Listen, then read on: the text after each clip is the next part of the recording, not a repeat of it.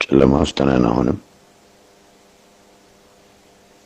ይሄ ጨለማ የመብራት ብቻ አይደለም፣ የህሊናም ነው፣ የእምነት ጨለማም ነው።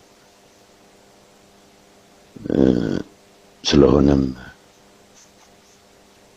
ብዙ አይገርምም፣ ያሳዝናል እንጂ በሆነውና ባደረግነው በሙሉ ልትኮሪ ነው የሚገባሽ። እኔም እኮራለሁ። ይህች ሀገሬ ነሽ ብለዋት ያመኗትን ከድታ ለሷ የተሻለ አስበው በእምነት የተለዩትን በልታ የት ድረስ እንደምትሄድ አላውቅም። ለማንኛውም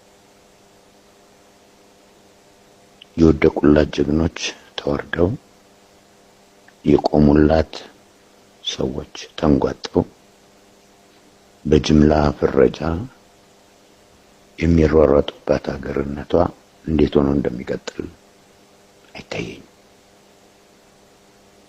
ግን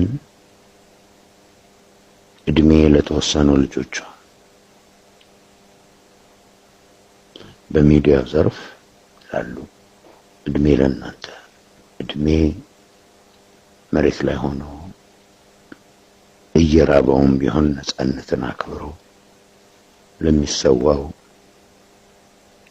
የተጋሩ የኦሮሞ ወዘተርፈ ልጅ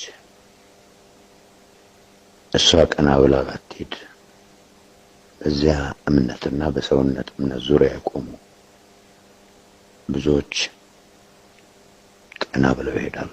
እስከዛ ሺዎች ሊበሉ ይችላሉ። ሺዎችን የበሉት ሰዎች ግን በሺዎች ተበልተው በቆማቸው መንምነው ያልፋሉ። ይሄን ቃል ያዥልኝ፣ እውነቴን። ዛሬ ቀን ቀናን የሚሉ ድሩዬዎች የመንግስትን ስልጣንና ከስልጣን የሚመነጭን ታንክና መድፍ ባንክ ታጥቀው ህዝብን ቢያሳድዱም የዚህን መሰል ዜጋዎች መንፈስ እምቢተኝነት አይገሉትም። ይብላኝ ለኢትዮጵያ። የደነዘዙ ልጆች ወልዳ በደነዘዙ ልጆች ተመርታ ለደነዘዘ አይሲዩ እየተነዳች ላለች ሀገር ለማናችንም አትፍሩ፣ ለማናችንም አትዘኑ። ይሄ ቃሌ ነው። አስቀምጩ። ሁላችንም በዚህ እምነት የቆመን ዱርዬዎችን እምቢ ያለን እነዚህ ተራ ዱርዬዎች ናቸው። እናሸንፋለን። ይህን ለታሪክ አስቀምጩ። የሚሆነው ስለማይታወቅ